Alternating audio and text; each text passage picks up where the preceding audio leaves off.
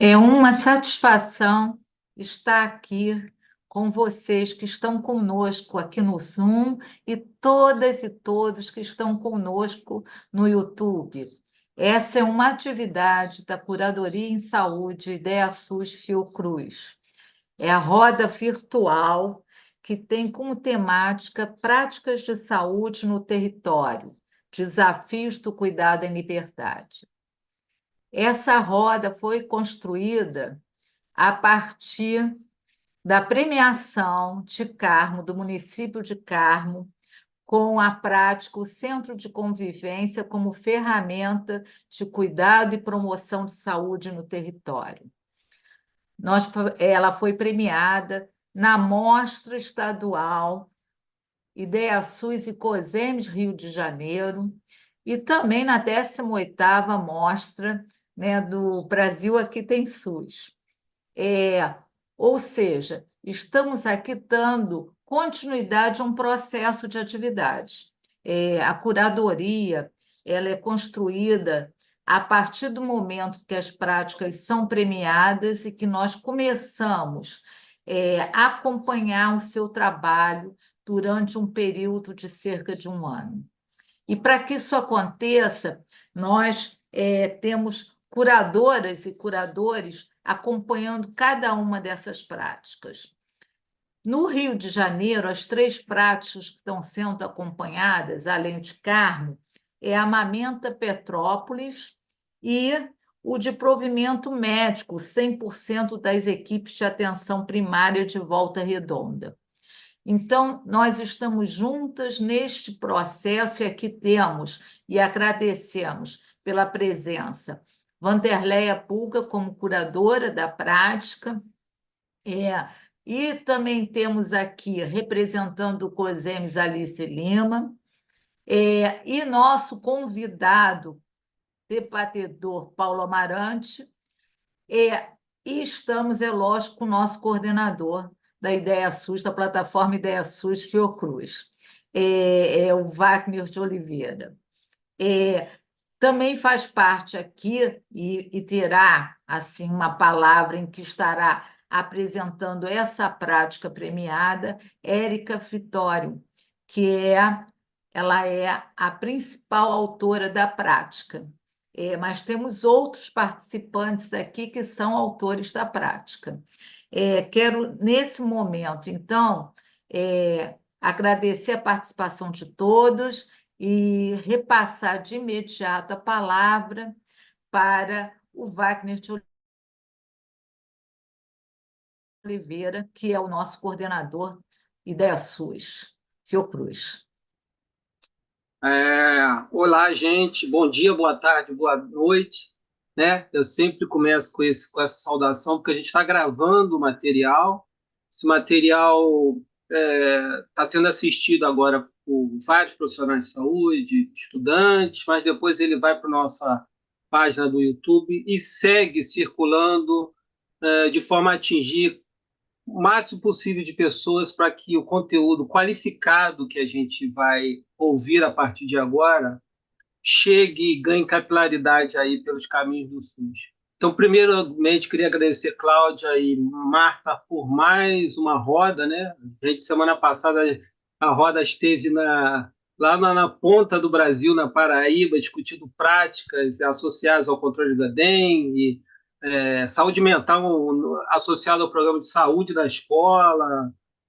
Falamos também sobre hortas comunitárias e usando espécimes medicinais, mas queria também mandar uma mensagem para a Vanderlei e a Adriana, que são nossas parceiras, companheiras nos processos de curadoria e saúde, aos colegas de Carmo também, que a gente já está acostumado a acompanhar as apresentações aqui, mandar uma saudação especial a todos os profissionais de saúde de Carmo também. A gente tem muita admiração pelo que o município faz no campo da saúde coletiva.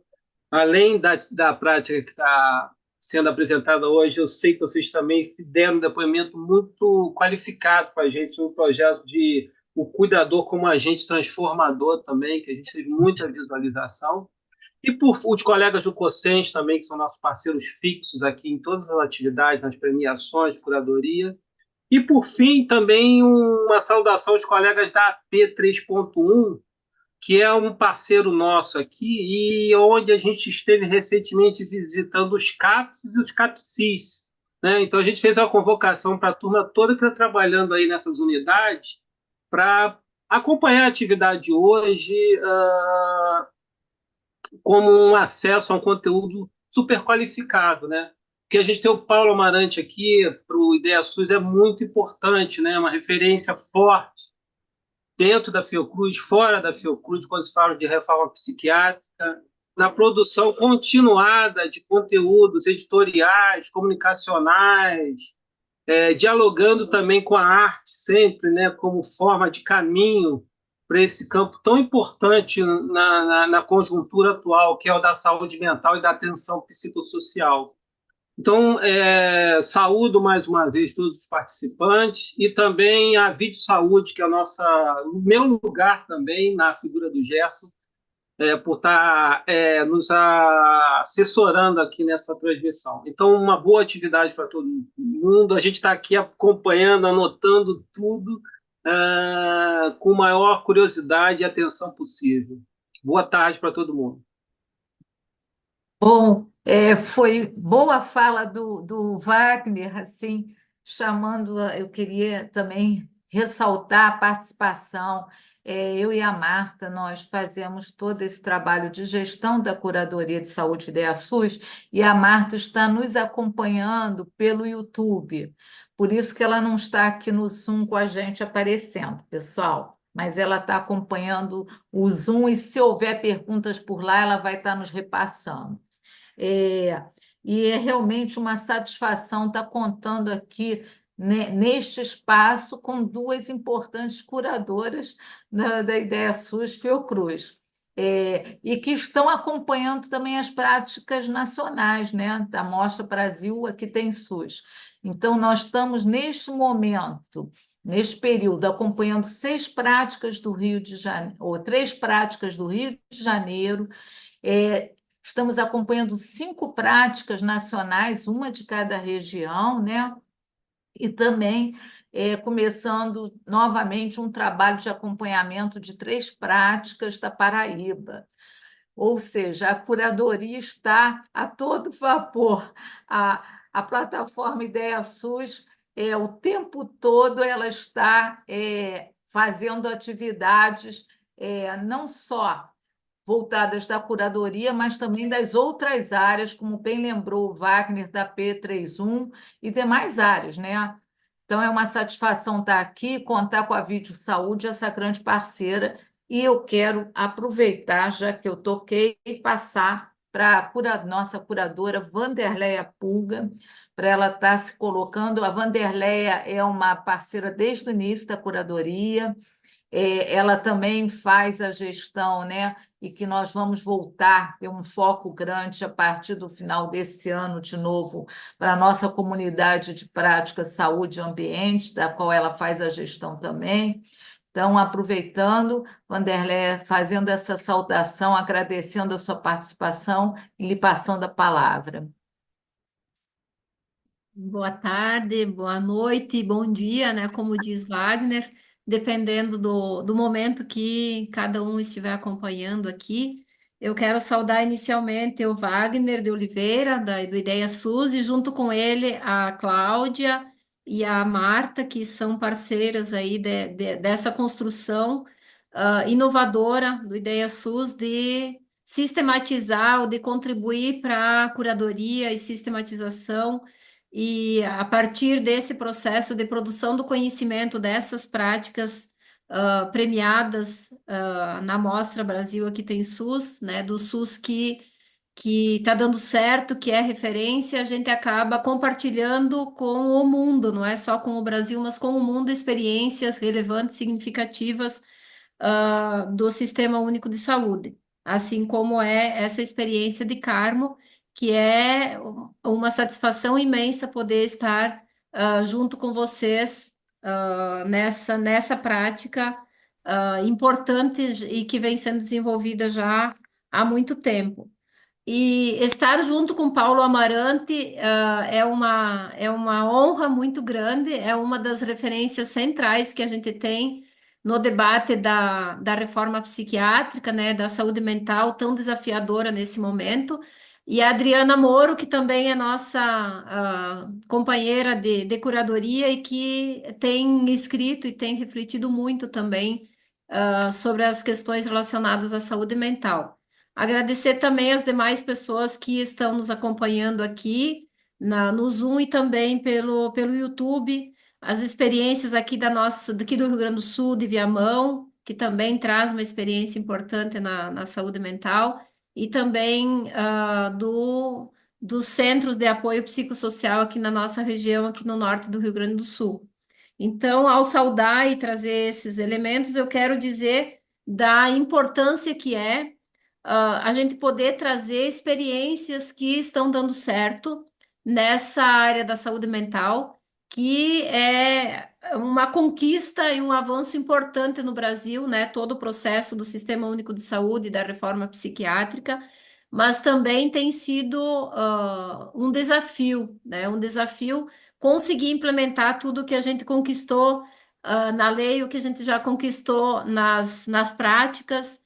E experiências como essa e outras que também estão dando certo, colocá-las em roda, em debate, em compartilhamento, elas são fundamentais para que a gente possa também ter como inspiração em lugares onde a gente vive situações similares.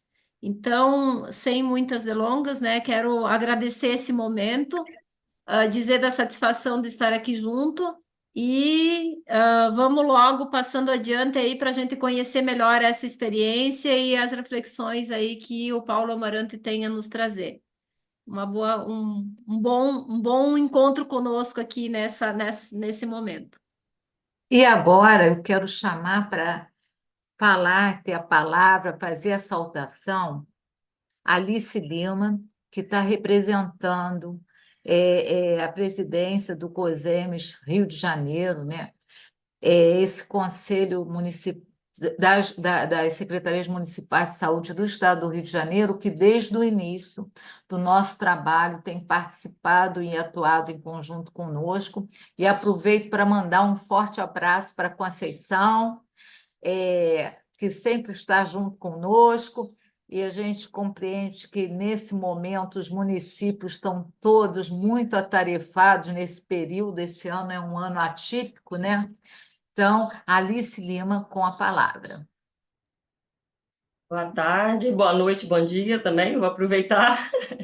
É um grande prazer estar aqui com todos vocês, né? Com a equipe do Ideia SUS, com a equipe da Via de Saúde, podendo dividir essa experiência de Carmo tão importante para a gente que tem atuação na área, né? E, principalmente, também falo como a Vanderlei, com o professor Paulo Amarante, que é referência na minha formação desde a graduação, então estou muito feliz de estar aqui com ele, acho que é a minha maior referência.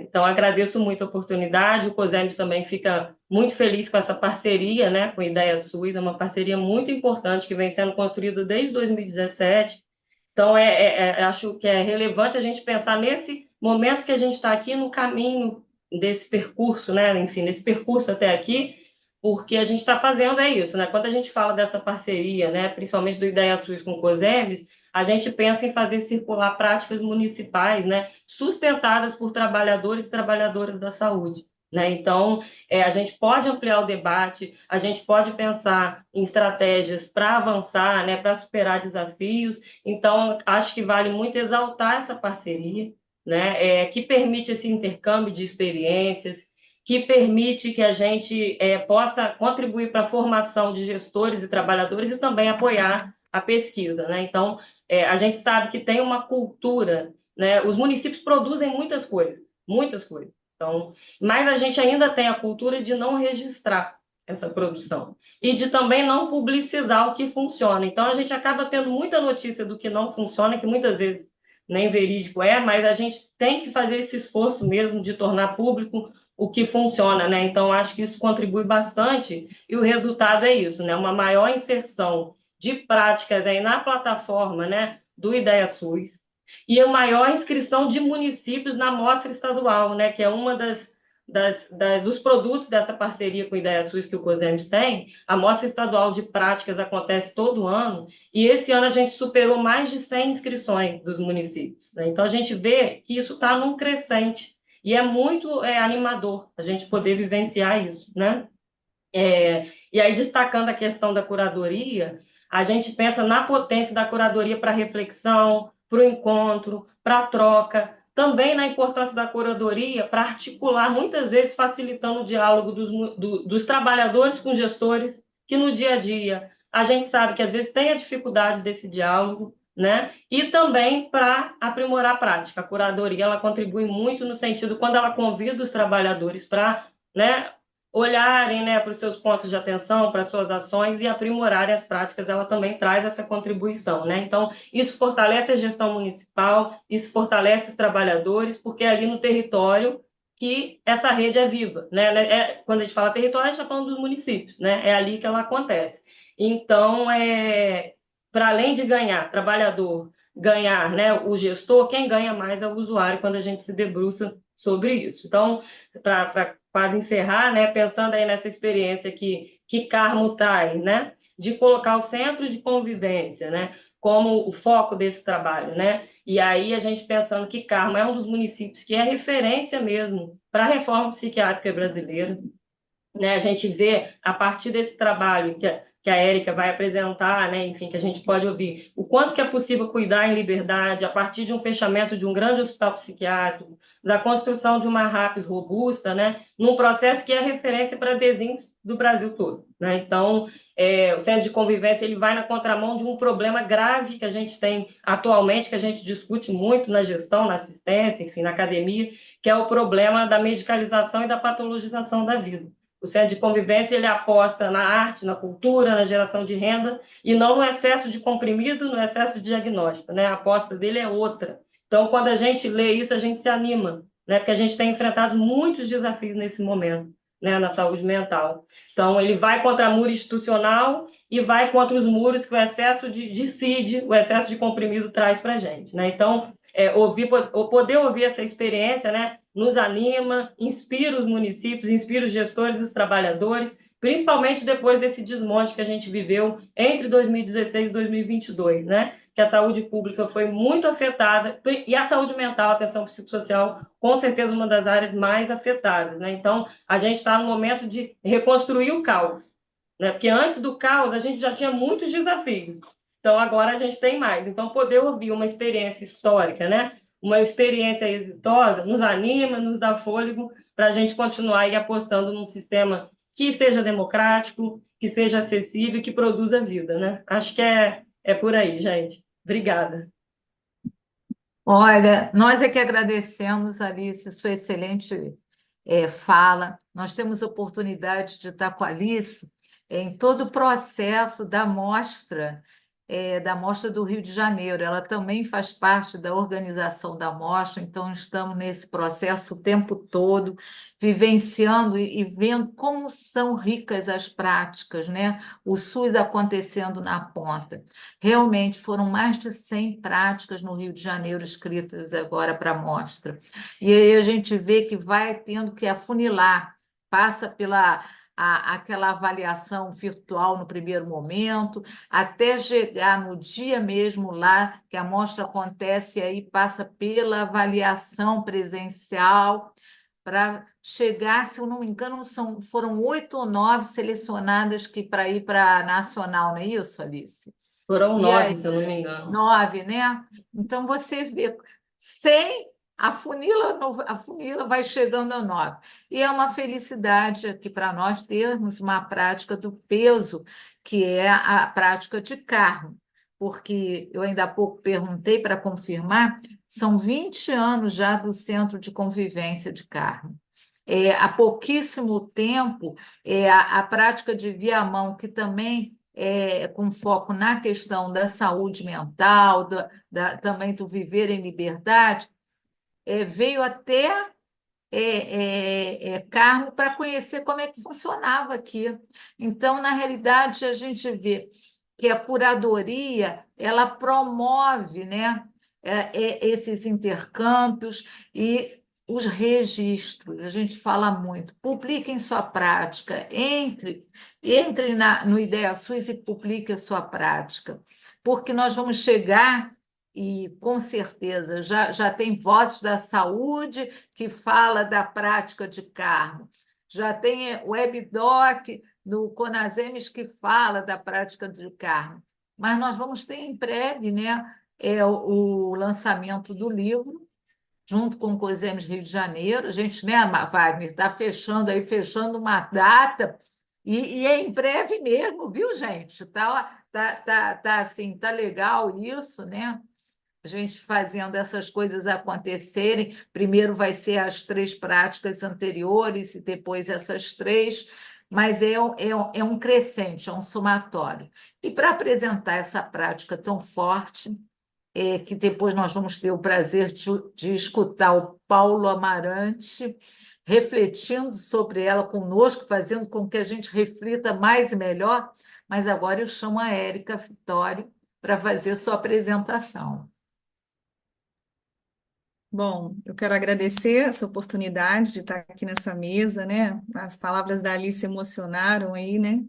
Nos dão gás para né, para estar sempre lutando em busca de uma, né, de uma saúde mental, da reforma psiquiátrica. Agradeço também a Cláudia, a Wanderleia, o Wagner, né, por essa oportunidade. E assim, olhar o Paulo Amarante aqui na telinha e relembrar também, quase 30 anos atrás, eu fui residente de saúde mental, né, e ele foi o coordenador da residência na época, no início da Silveira, né. Sou cidadã carmense, saí daqui aos 17 anos para estudar, né, para cursar psicologia, e aí eu me encontrei, né, na saúde mental, através do estágio, né, no antigo Centro Psiquiátrico Pedro II, depois Nise da Silveira. Eu queria que pudesse colocar a apresentação, isso. Então, o Centro de Convivência do Carmo, ele foi criado como uma estratégia de desinstitucionalização, né, e Carmo, por conta, né, de ter há mais de 20 anos, iniciou um processo de desinstitucionalização com o fechamento do Hospital Estadual Teixeira Brandão e a construção de uma RAPS para uma cidade de pequeno porte. Nós temos uma população em média de 17 mil habitantes. É uma rede bem robusta, né, bem complexa. A gente tem um CAPS 2, temos 17 serviços residenciais terapêuticos, temos 4 leitos de saúde mental no Hospital Geral, SAMU, cobertura total de estratégia de saúde da família, e acho que eu falei tudo. E o Centro de Convivência, é claro. O Centro de Convivência foi criado justamente no período da implantação das primeiras residências terapêuticas, né, como uma estratégia de inclusão na cidade, né, e aí, pode passar o slide? Isso. Ele é pioneiro. Não, pode voltar. O Centro de Convivência ele é pioneiro no estado do Rio de Janeiro. Ele foi o primeiro centro de convivência a ser implantado no estado do Rio. E agora, há pouco tempo, a partir de 2022, ele passou a ser beneficiado com a política estadual do Centro de Convivência. Lembrando, gente, que está no forninho, ainda não saiu, mas assim, agora que está sendo construída a política nacional do Centro de Convivência ao nível nacional, né? A portaria ainda de implantação ainda não saiu, a gente está aguardando, ansiosos por esse investimento público, né? O Centro de Convivência já funcionou num bairro distante da cidade, já funcionou no Galpão, ao lado do CAPS, mas hoje, atualmente, ele funciona no Centro Cultural da cidade, numa articulação intersetorial, né? A saúde conversando com a cultura, com o lazer, com outros dispositivos da cidade. Ela produz ferramentas alternativas de cuidado através de expressão cultural, artística, lazer, geração de renda, promove ações de inclusão social, despatologizando aspectos da vida, empoderamento e protagonismo do sujeito enquanto agente transformador na cidade. Então, como a Alice bem falou, é o lugar que a gente não fala de si, de diagnóstico, de doença, de posologia, de medicação. Lá a gente quer estar juntos, né? É o lugar do espaço do convívio, e e da expressão em suas diversas formas. Pode passar. Qual o objetivo principal? É promover ações de saúde através de práticas alternativas do cuidado, buscando o bem-estar biopsicossocial e o protagonismo do usuário de saúde mental nos espaços da cidade, através da cultura, arte, geração de renda, educação, lazer. Pode passar. Pode passar. Quais são as estratégias, né? Quais são as atividades realizadas no Centro de Convivência? Além de fazer parte de um calendário da cultura, então, um calendário que faz parte da cultura da cidade, então, é articulada a Secretaria de Cultura, através de todas as atividades da Sarau, Seresta, Festa Junina, todas as atividades da cultura estão... o Centro de Convivência está envolvido em todas essas atividades. O Centro de Convivência também ele promove oficinas voltadas para a comunidade em geral. Temos a oficina de capoeira, teatro, dança, música, artesanato, temos o Bloco Enlouquece Carmo, a Tenda Cultural da Liberdade, oficina de contos, oficina temática, oficina de cinema, e não tem fila de... Pode passar? Não tem fila de espera. Não precisa, a pessoa não temos prontuário, não tem é só chegar e participar, né? É um espaço aberto a toda a comunidade, ainda é muito tímida a participação efetiva da comunidade. A maior parte dos nossos frequentadores são pessoas que são usuários de saúde mental. Ela atende semanalmente a cerca de 100 pessoas, promove ações intersetoriais na realização de eventos culturais, como Festa Junina, Feira Livre, Semana do Artesão, Carnaval, Saúde na Praça, várias campanhas, né, de todos os setores, se apresenta nas escolas e em algumas instituições como Lar de Idosos. Essas ações ampliam o cuidado a centenas de pessoas assistidas nesses diversos espaços. Pode passar. Então, as intervenções realizadas na cidade transcendem o modelo biologizante da saúde, da cura das doenças, através do diagnóstico e medicalização, com ações intersetoriais de cuidado, que promovem o bem-estar integral da nossa população. Eu digo que o Centro de Convivência, ele não fica entre quatro paredes de um consultório. O espaço da cidade é o espaço do Centro de Convivência. Então, o Centro de Convivência está na praça, ele está na rua, ele está no Centro Cultural, ele está no Parque Municipal, ele está na cidade, e é muito bonito assim, ver essa prática sendo premiada, né, como uma prática exitosa do SUS. Agora tem só um videozinho que eu produzi também na minha apresentação, que eu queria que passasse, para a gente encerrar a apresentação aqui.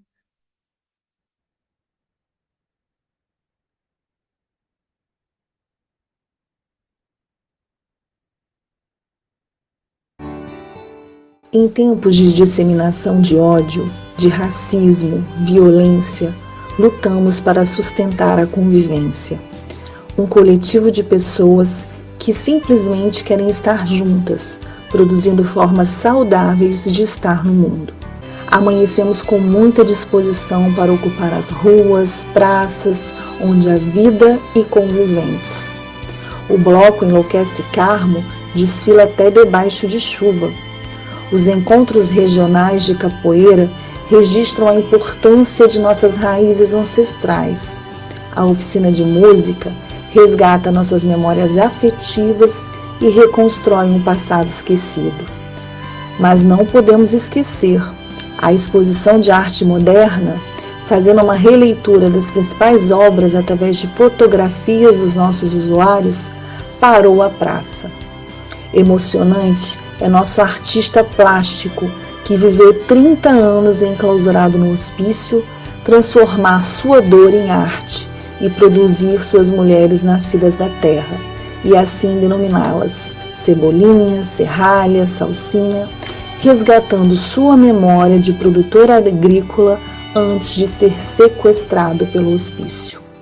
A arte, a cultura, a música, o teatro, a dança, a convivência são formas de cuidar da vida, de despatologizar nossas vivências sofridas e transformar a convivência em acolhimento e afeto.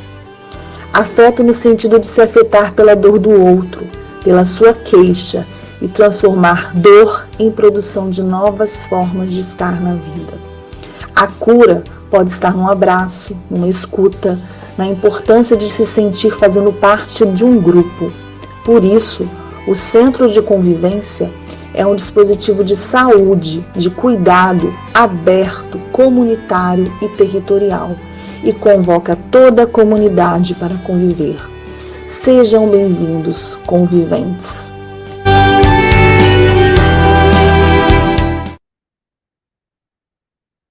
É isso, eu agradeço. E vamos ouvir agora o mestre. É isso, né? Foi muito bom escutar, estar repassando novamente, né? Qual é o trabalho que vocês vêm realizando no Centro de Convivência, como é que é esse trabalho dentro da comunidade, como é que é essa linda acolhida. Mas, como você disse, é hora de ouvir o mestre. Tantas vezes falado aqui, todas citando ele como professor, já estiveram juntos há algum tempo e continuam juntas até hoje. Então, é com muita satisfação que nós chamamos para ter a palavra o Paulo Amarante, pesquisador da Fiocruz e o pioneiro aí da reforma psiquiátrica brasileira, o grande lutador do SUS. Bem-vindo, Paulo. Muito obrigado, Cláudia. Bem, é uma satisfação estar com vocês aqui nesse encontro. Eu também, não sei se foi a Vanderlei, alguém falou que não sabe mexer muito com essas coisas, eu também apanho ainda muito nessas tecnologias, cada vez é é um Meet, é um não sei o quê, né, tem vários times, não sei o que lá, eu vou apanhando aqui, estou meio vendo como é que eu passaria a minha apresentação. Estou na dúvida se passo ou se a gente faz uma coisa mais de um diálogo. Mas quero primeiro agradecer a você, Cláudia, pelo convite, pela insistência, né? Me pegou, porque eu estou num período assim, viajando muito. Falei, amanhã eu vou estar aí em Itajaí, encontrar com a Adriana. Semana passada eu estava em Curitiba. Eu estou numa viajação enorme. Mas é uma satisfação poder participar. Eu tenho umas emoções, algumas coisas muito importantes relacionadas a Carmo, né? Eu quero primeiro agradecer esse convite, o convite também do Wagner de Oliveira, né? E estar aqui, encontrar a Érica, a Vanderlei, a Alice, realmente umas palavras muito lindas. Me tocou muito porque a Alice me lembrou que uns 15 anos atrás, olha só, um jovem psicólogo ficou surpreso quando me conheceu, quando falaram o meu nome, ele estava do meu lado, ele não sabia que eu era eu, né? E ele ficou muito impressionado e falou: Mas você é vivo? Eu falei: Sou. Entendeu? Aí ele tentou corrigir, foi pior, né? Eu brinquei: Não corrige, não, não corrige, não. Falei, não, porque eu estudava seus livros há muitos anos, etc. E realmente, né, ano que vem vai fazer 30 anos do Loucos pela Vida. 30 anos. E o livro está em catálogo. Eu tento tirar ele da editora, às vezes eles reeditam. Eu falo que já está antigo, a gente lê as coisas antigas e fica impressionado com o que a gente já escreveu, né? A gente pensa diferente, é muito bom. E o Psiquiatria Sem Hospício, né, que já tem 40 e tantos anos aí, bem, essa rapaziada. Um dia desse eu falando da live que eu fiz com o Rodrigo Santoro sobre o bicho de sete cabeças, um jovem, também profissional, psiquiatra, falou: Bicho de sete cabeças, essa é uma música. Eu falei: mas é um filme, Rodrigo Santoro. Você não conhece? Ele falou: não. Aí eu me toquei. Esse jovem médico tem 20 e tantos anos. O filme tem 20 anos, 24 anos. O filme foi lançado em 2000, né? Nós já estamos em 24. Aí parece coisa assim, a gente que vai passando o tempo, né? E ainda entra uma pandemia no meio, né? O tempo fica curto. Mas opa, ficou, tá vendo? Eu mexi aqui, tinha saído. Eu muito feliz assim por estar nessa, então aí com Érica, a Alice, a Cláudia, a Vanderlei, o Wagner, e também a Adriana Moro. A Adriana fez pós-doutorado aqui comigo na Fiocruz. Eu não conheço, não estou vendo a Catarina e a Patrícia, mas eu também fico feliz sempre que eu posso vir e conversar um pouquinho com o Léo, Azevedo e o Gerson, né, aí do Vídeo Saúde. Sempre uma satisfação. Trabalhamos no mesmo prédio ali da. Mas bem, eu, 1986, 87, foi a última vez que eu fui a Carmo. Eu fui a Carmo várias vezes. Eu fui coordenador de saúde mental do Sérgio Aroca, quando o Aroca era secretário. Foi o único cargo político que eu ocupei em toda a minha vida, foi o de coordenador de saúde mental do Estado do Rio de Janeiro, a convite e insistência do Aroca. Quando ele saiu, eu saí junto, e como jurei nunca mais ocupar cargo, porque não é o meu estilo, gosto da produção de conhecimento, do ensino, né, do movimentos sociais, eu nunca mais assumi. Mas eu fui a Carmo muitas vezes, conheci a Fazenda, o Hospital Fazenda, né? O Osmar Natali Malvese, que era o diretor. Fui com a Glória Maria, essa última vez, fazer uma filmagem para o Fantástico. Glória Maria, jornalista do Fantástico. Filmamos uma matéria lá com. E era um início de transformação desses hospitais, né? Eram hospitais, colônia, assim como o Vargem Alegre, o de Carmo, e outros hospitais assim que tinham uma situação muito precária, embora tivesse também um lado, digamos, de acolhimento, de cuidado. E eu fiquei com muita certeza assim, de que, de qualquer maneira, esses hospitais tinham que ser superados, teriam que ser fechados, né? O destino das pessoas não poderia, em hipótese alguma, se viver enclausurado, mesmo que numa fazenda. Foi quando também me preocupei muito, comecei a refletir sobre esse nome, uma fazenda agrícola, digamos, uma fazenda colônia. O nome colônia, né? Hoje que nós falamos tanto de crítica à colonização, etc., é curioso que quase ninguém tivesse se preocupado em entender por que chamavam colônias, colônia de alienados, como tem colônia de prisioneiros, né? Colônias penais, né? O clássico conto do Kafka, né? Eram locais de apartheid, né? Locais de isolamento, de segregação. E você retirava as pessoas da sociedade e as colocava em algum local onde elas viveriam entre elas, uma espécie específica de sujeito ou de não pessoa, de pessoas sem direito, de pessoas perigosas, pessoas alienadas. Eles chamavam colônia de alienados, alienação foi o primeiro termo. Aqueles que perderam a razão, a capacidade de discernimento, de juízo, então teriam um destino específico, né, de viver em colônia, viver em agrupamento de pessoas segregadas. E para mim ficou claro, eu vou chegar assim, eu fiz uma apresentação, Cláudia, depois eu posso até colocar, se alguém quiser. Ficou claro para mim, porque eu fiz umas associações, mas era legal ouvir aqui a apresentação, né? E a Érica falar, fez a experiência, e ficou claro para mim assim que esses hospitais, essas colônias, esses hospitais gerais, como eu falava, grandes enclausuramentos, eram locais de segregação de pessoas que não tinham políticas públicas de proteção. Pessoas que não tiveram, não têm condições dignas de nascer, de viver, de estudar, de trabalhar. Pessoas que estão fora, no certo sentido, da proteção social. Essa foi a nossa grande luta na Constituição de 88, do SUS, a universalidade, né? Os jovens também, não só não conhecem o filme, o Bicho, Sete Cabeças, outras coisas, também não sabem que antes do SUS as pessoas não tinham acesso ao sistema de saúde, de forma nenhuma. Então, com toda a crítica que a gente possa fazer, o SUS é universal. Ele atinge camadas com saúde da família, com as suas políticas de vigilância sanitária, vigilância epidemiológica, de atenção, de cuidado, né? Agora, na pandemia, a gente viu a importância. Há uma universalidade, né? Não total, não como nós queríamos. Há uma forma de cuidado que é dada a toda a população. Há uma busca de equidade, né? De tudo mais. E isso exatamente, né?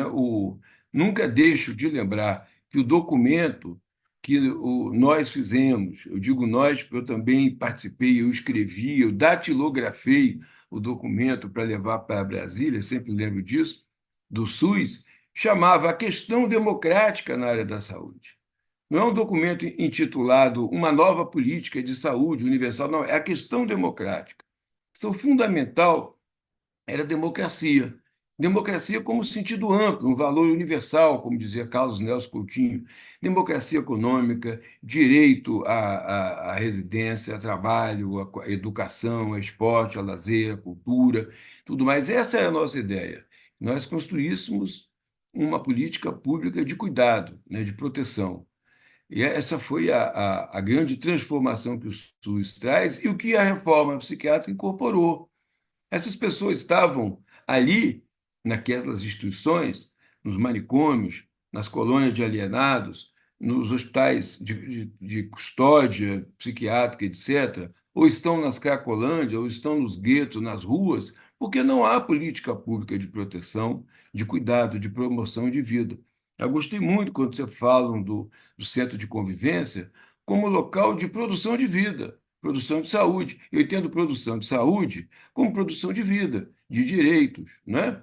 Quando nós falamos em prevenção, eu sempre questionei a ideia, no campo da saúde mental, seguindo, claro, a orientação do meu nobre mestre Jurandir Freire Costa. Dia 9 de agosto vai lançar o livro em homenagem a ele aqui, para quem estiver por aqui pelo Rio, o Jurandir, que é um grande mestre, né? Que não se tem como prevenir transtorno mental. Você tem como prevenir, talvez, o uso abusivo de substâncias, você tem como prevenir traumatismos cranianos, mas você não tem como prevenir transtorno no sentido de neurose e psicoses, né? Porque não há uma teoria, não há uma forma. O que você pode fazer é produzir vida.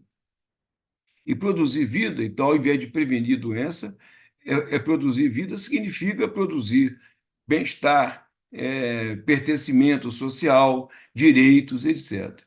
Então, retirar as pessoas dos manicômios não é tão difícil. Aqui no Ideia Sul, nós fizemos uma série de 3 debates chamado O que abrir para fechar. Eu dou aula em alguns programas fora, né, aqui da Argentina e no Uruguai, e um aluno ficou, quando eu falei, olha, nós fechamos no Brasil quase 70 mil vagas em manicômios. Aí ele falou, mas como é que vocês fazem para fechar manicômio? Aí eu brinquei e falei, só fechar a porta. O problema é o que abrir para fechar. Então, você tem que abrir serviços substitutivos de cuidado e liberdade, serviços abertos, né?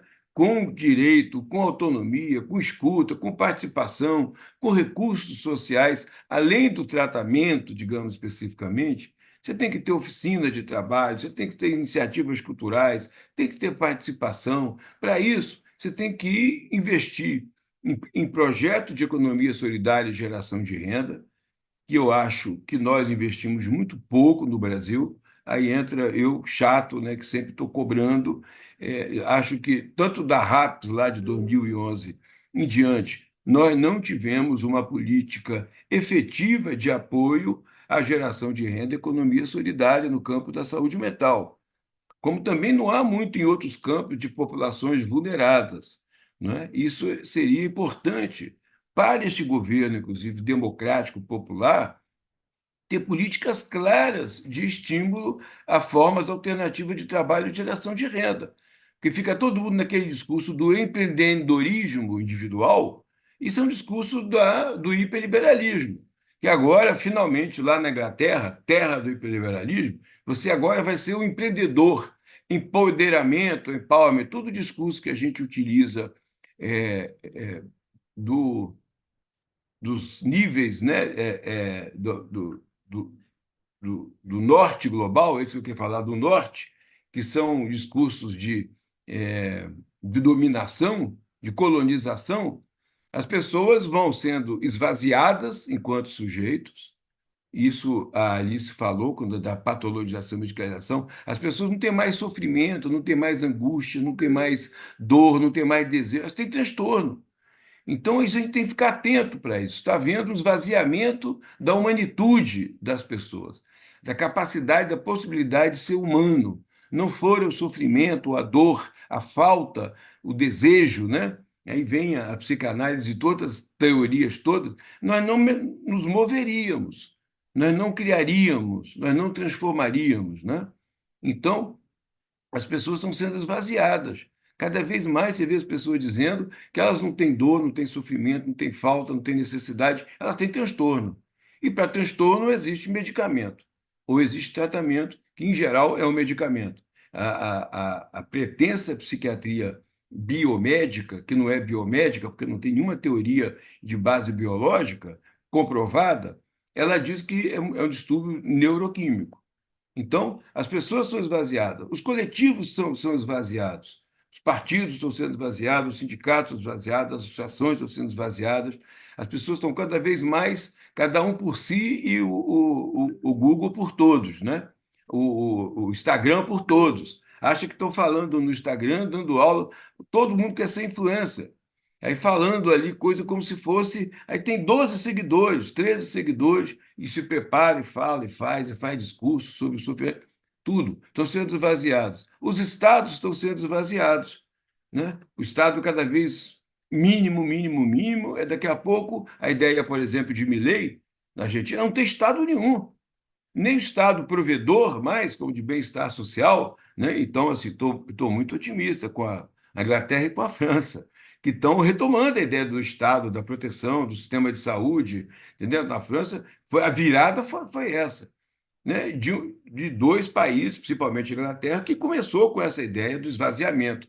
Então, o Estado está sendo esvaziado das políticas públicas, cada vez mais invadem, dominam o SUS, as políticas de educação, privatizando tudo, taxando tudo, esvaziam os coletivos e esvaziam as pessoas. Então, nós estamos tendo um quadro de pessoas doentes numa ausência de sociedade. Então, estou chegando no centro de convivência a partir daí, né? Então, nós temos que reforçar fundamentalmente esses espaços realmente de convivência coletiva. E aí, Érica, eu cumprimento, ao mesmo tempo em que reforço essa ideia, eu estou muito preocupado com a tendência que a regulamentação do centro de convivência estão tendo. Estou achando, eu me lembro, eu não sei se você sabe disso, eu briguei muito no Ministério da Saúde, né? Como eu não sou governo, eu não sou vidraça, né? E eu posso falar, eu estou no meu lugar de produção, de questionamento e tal. Quando eu vi a primeira portaria, e agora nós estamos em obra lá no Lápis, eu achei o documento original para provar que eu estou falando, chamado Manual dos CAPs de 2002. Eu pulei nas cadeiras, e não fui só eu. Me lembro, por exemplo, da Beth Manja, da USP e outros tantos. Pulamos no Manual dos CAPs, né? O Ministério da Saúde tinha acabado de, de certa forma, impedir um curso que eu fazia à distância aí de saúde mental, porque eu fazia um curso crítico, e eles queriam um agir instrumental, do tipo assim, como é que se faz um CAPS? O CAPS é isso, aquilo outro, tem um tal, tem tal, e você acabava engessando os CAPs, né, em formas de ter uma regulamentação e não, por exemplo, um documento de princípios, bases conceituais, éticas, filosóficas. Por que a gente quer fazer algo diferente do manicômio? O que é ser diferente do manicômio? Então, não sei se você lembra, isso já foi em 2003 que eu publiquei, eu falei dos capscômios, dos encapsulamentos e da capsização do modelo. E então houve uma reação muito ruim, que depois eu reverti isso. Com o tempo se encarregou de reverter. Tudo era criar CAPs e de uma maneira muito rígida, muito rigorosa. A portaria 336 de 2002, ela estabelece modalidades de quadros e de atendimentos, intensivo, semi-intensivo, não intensivo, com diagnósticos. Então, para ser atendido no CAPS, tem que ter um diagnóstico.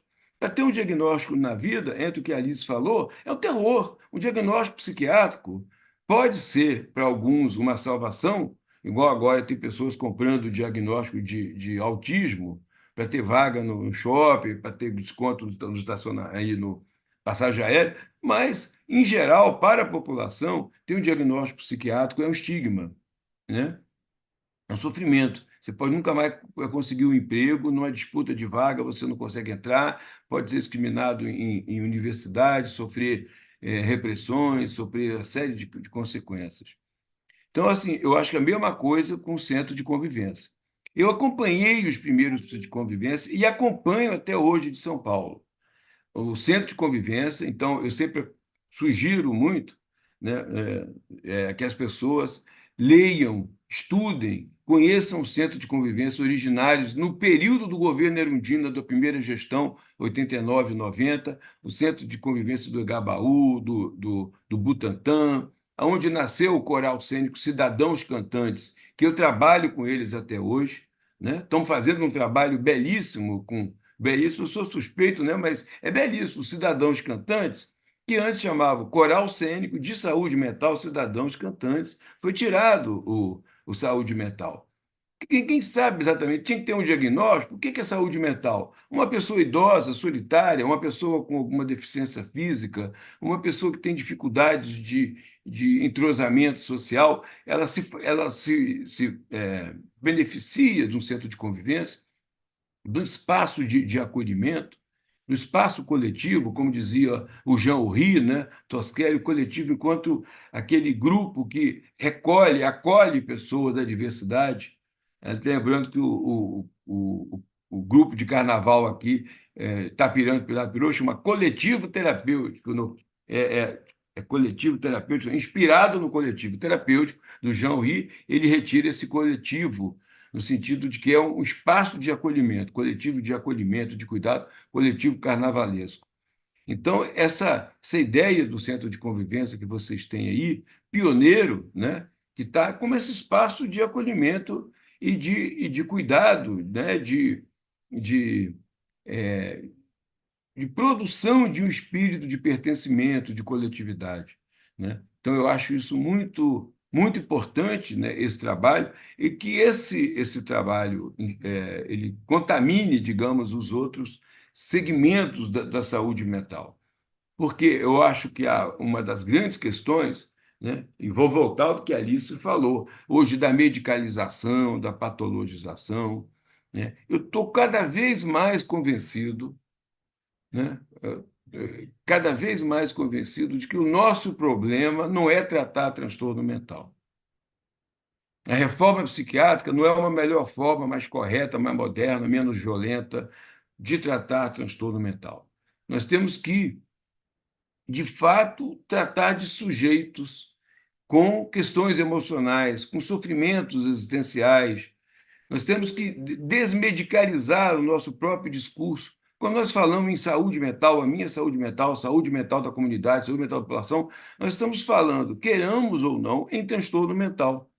Porque está embutido, você está falando de um conceito que remete ao outro, direto ou indiretamente.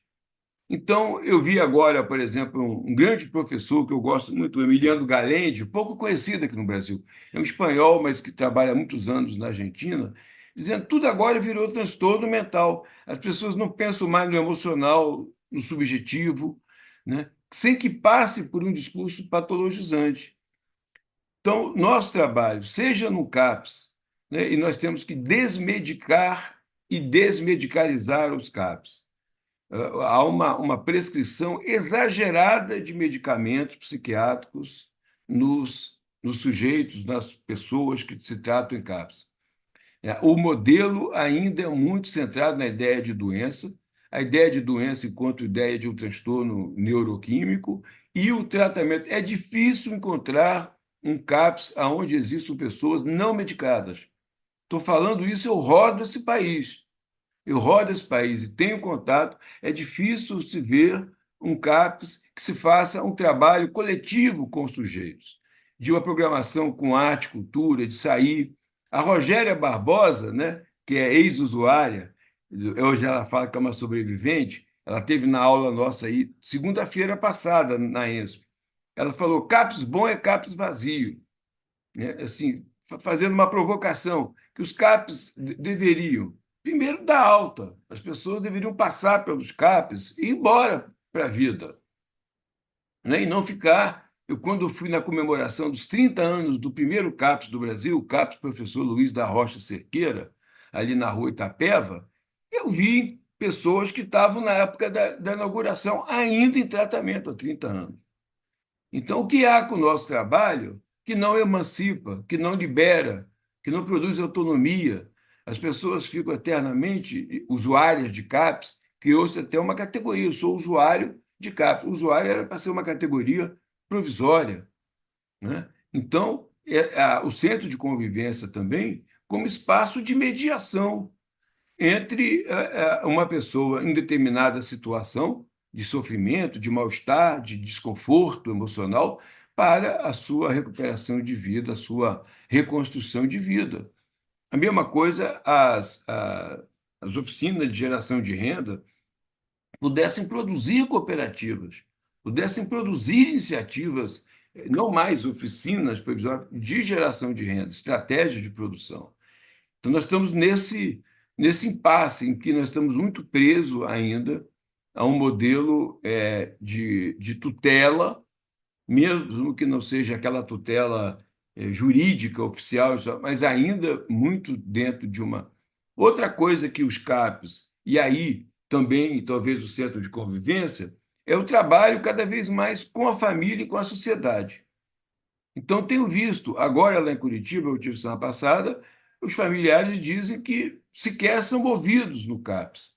Quando são ouvidos, na verdade, são chamados como parentes, né? Aí eu achei legal, ele falou assim: eu não sou familiar, sujeito social, ator político social, que produz políticas, que produz reflexões, como parente, para dizer como é que toma o remédio, qual a dificuldade, etc, etc.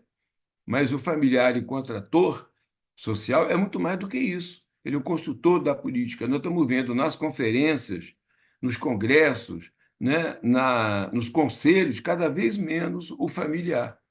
E o familiar, então, sendo acuado e se sentindo pressionado a mandar para uma comunidade terapêutica, a mandar para um hospital, porque ele não sabe como fazer, ele não sabe como lidar, ele não transforma a sua vida. Então, eu tenho que dar um tempo para a gente poder conversar, né? Eu quero. Cadê meu coisa aqui? Sumiu? Olha, sua apresentação, Paulo, Ah, o Leonardo falou que se você quisesse, ele passava aí a tua apresentação. mas eu fiquei assim. Tá passando? Vocês estão vendo? Ou Estou não? vendo, estou vendo, estou, Está vendo a estou, apresentação? estou.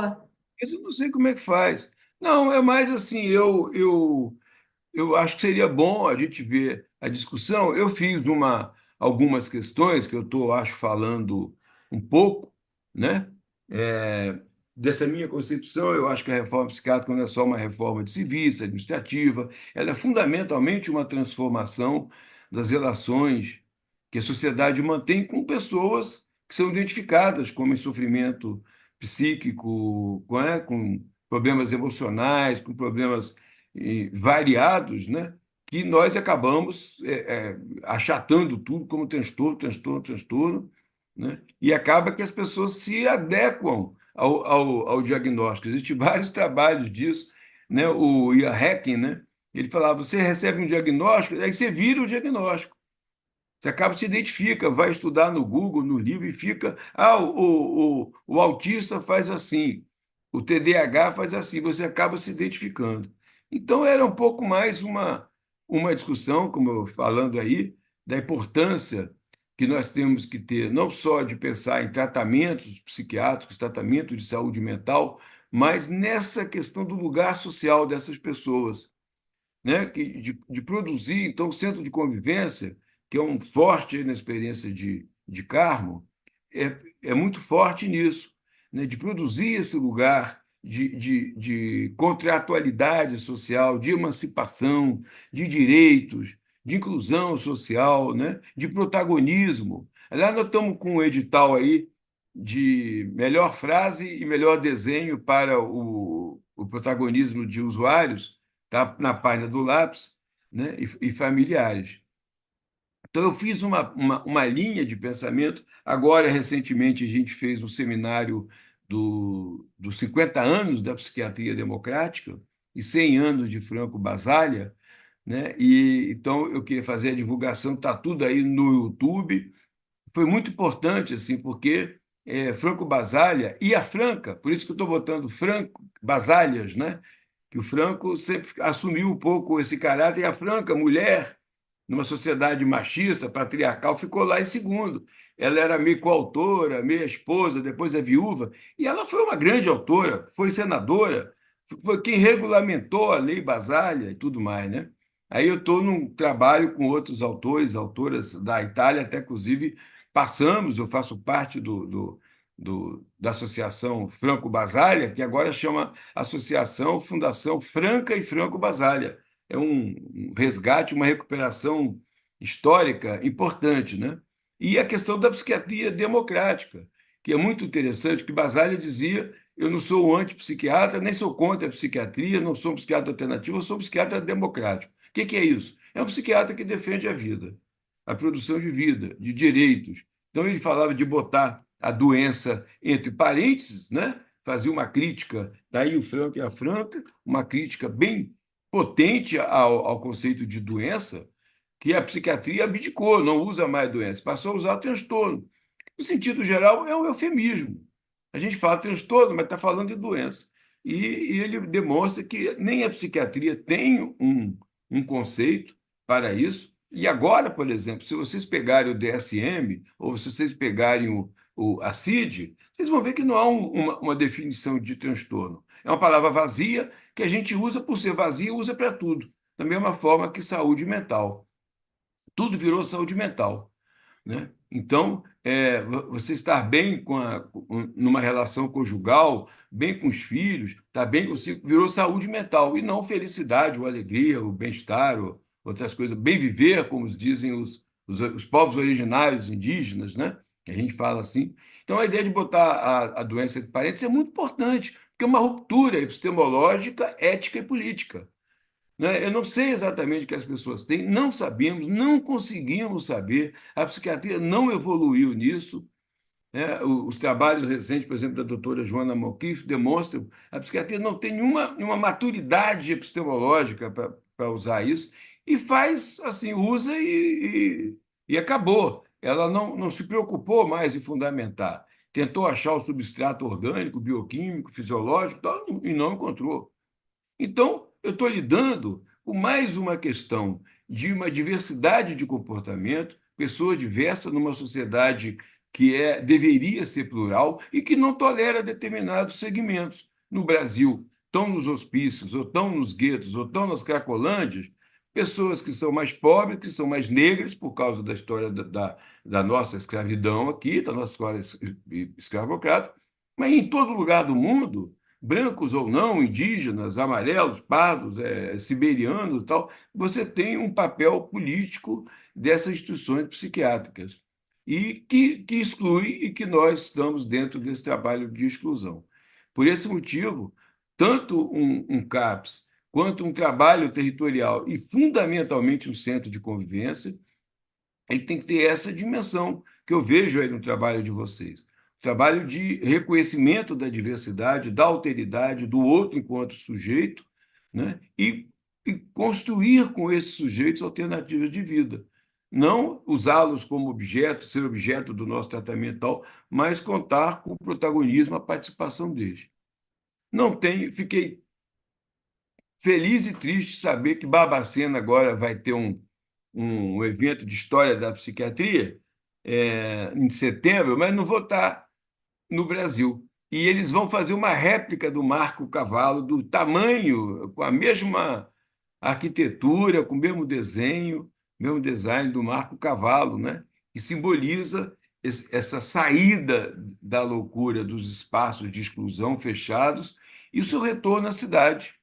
O Alienista do Machado de Assis, né, já mostrava isso: uma cidade sem loucos é uma cidade pobre, uma cidade sem a diversidade, a loucura enquanto esse simbolismo, que vai de uma situação de sofrimento grave, né, a várias situações que são genericamente denominadas de loucura. Bem, eu fiz aí alguma linha. Essa página aí que tem um braço de guitarra, de violão, é o meu violão. É de uma página que eu fiz esse catálogo aí de trabalho de Manguinhos, que para mim foi muito bacana, assim, né? A gente, durante a pandemia, houve um interesse, criamos uma pesquisa com a Queen Mary University de Londres, a FGV e a Fiocruz, para saber como andava a saúde mental da comunidade naquele período. E eu coloquei em discussão se nós íamos perguntar a saúde mental, chegava na comunidade, como é que está a sua saúde mental? Você já amarrou que o problema de comportamento, de relacionamento, de felicidade, de vida cotidiana, é problema de saúde mental. Isso é uma coisa. Então, nós começamos a ver como as pessoas sobreviviam, viviam, se organizavam naquele sofrimento, naquela situação, naquela conjuntura do isolamento, da falta de possibilidade de sair, a falta de políticas públicas ou diminuição das políticas públicas de proteção que o Estado fez. Aí foi muito legal, a gente encontrou a quantidade enorme, né? Isso uma, assim, uma reflexão para o centro de convivência, né? De não trabalhar só enquanto um equipamento, um serviço, um dispositivo, né? Eu gosto do termo dispositivo. Os paulistas usam equipamento, parece que é uma máquina, uma coisa. E o dispositivo pode ser também, mas tem concepção Foucaultiana, deleuziana, enquanto um disparador, né? Enquanto um conjunto de elementos que disparam coisas, que promovem coisas. E vimos associações, projetos culturais, esportivos, etc., etc., que produzem vida, né? Aí que eu conheci o Balé Manguinhos, que, aliás, hoje está indo para o sul, fazendo uma viagem, eu esqueci agora, Lages, né? O Balé Manguinhos é da comunidade, que é um instrumento de continência, de solidariedade, de construção coletiva, de pertencimento. As meninas e meninos do Balé Manguinhos são identificados de uma maneira diferente na comunidade, de tal maneira que eles se protegem enquanto sujeitos, né? Enquanto que os processos de coletivos, de participação, eles são instrumentos de construção também, de possibilidades para os sujeitos. E aí reduziram problemas que antes eram chamados de transtorno mental, uso abusivo de substâncias, né? Quando as pessoas redefinem seu projeto de vida, refazem suas relações, a questão lá do problema da droga, o problema do mau comportamento social, na escola, ficam menores. Então, Cláudia, eu estou preocupado em não usar, exagerar. Eu sou um cara que fala muito, né? Mas é isso. Eu queria pensar entre essa ideia de pensar a saúde mental além da RAPS também, né? Embora essa RAPS aqui seja um desenho antigo, mas é o que eu pude encontrar, né? A gente rompeu um pouco com essa ideia de saúde mental, né? Você tem saúde mental como um campo, a área é um campo, saúde da mulher, saúde da criança, saúde oral, né? Saúde mental, tem um campo. Mas, por outro lado, esse tema é muito perigoso, porque ele induz a uma certa ideia de como está a sua saúde mental. Não é o campo da saúde mental, o departamento, a área, o setor, a secretaria, mas é uma certa ideia de tipo psicológico ideal, de normalidade, ausência de dor, de sofrimento, etc. Isso está levando a uma distorção muito grande no mundo inteiro. As pessoas não suportam mais ter qualquer sofrimento, qualquer dor, qualquer angústia, ficar reprovada no concurso, um, um fracasso conjugal, um fracasso afetivo, né? E tudo remetem a uma ideia de que é transtorno e que precisam ser medicados. Então, diz-se, né, alguns filósofos, que o homem está perdendo, o humano está perdendo a sua capacidade de resistência. Tem gente que prefere resiliência, sua capacidade de autopoiese, como diz o Maturana, sua capacidade de autocriação, de recriação, de reinvenção da vida, como diria Nietzsche. Nós estamos perdendo, né? E nós da saúde mental, né, do campo da saúde mental, devemos ter consciência disso e não aceitar isso e fazer esse papel. Nós temos que questionar e refletir sobre isso. Essa é a minha ideia. Então, o problema da medicalização, vou deixar a nossa página aí no Made in Brasil, né? Quem quiser depois escrever, postar coisas, ler os trabalhos. Nós estamos publicando essa semana duas coisas muito interessantes. Uma sobre o Kindling, que é uma farmacóloga italiana que escreveu sobre a dificuldade de retirada de drogas psiquiátricas. né? Então, é muito importante que os médicos e nós, profissionais de saúde mental, eu sou médico, mas que falemos para os médicos e tal sobre o grande problema que é hoje a dependência química a medicamento psiquiátrico. É um dos grossos problemas de saúde coletiva no mundo, e pior ainda é a retirada, que tem causado muita dor, muito sofrimento. Não é fácil suspender uma droga psiquiátrica depois que criou dependência. É mais difícil, às vezes, do que uma droga ilícita, como crack, como maconha, ou qualquer outra, né? Se a maconha causaria o mesmo tipo. Estou falando assim no sentido geral, né? Do que álcool, etc. É muito difícil. E a outra matéria é sobre migrantes indianos, né? Que partem de um local da Índia para outro, têm línguas diferentes, etc. E que os pesquisadores, ao invés de trabalhar também com essa ideia de saúde mental, de tratamento e cura, começaram a trabalhar como eles se organizam no sentido de criar autoproteção social, autoproteção coletiva.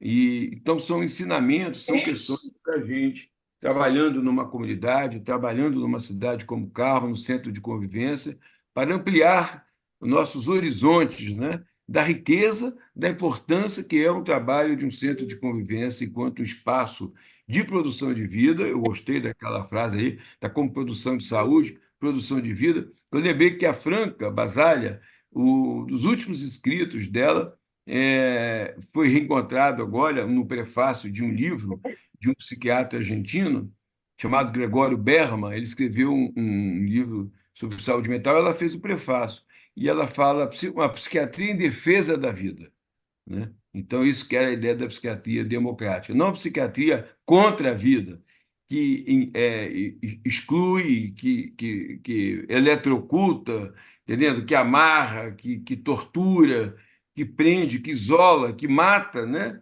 Mortificação, como dizia o Goffman, ou cemitério de vivos, como dizia o Lima Barreto, mas que produz vida. Então, eu deixar o Paulo, tempo, né? Paulo, Oi. Paulo, olha, o Wagner perguntou aqui já no chat se ele pode fazer pergunta, eu respondi que sim. E no YouTube tem pessoas de vários lugares, país, e você está sendo muito elogiado, né?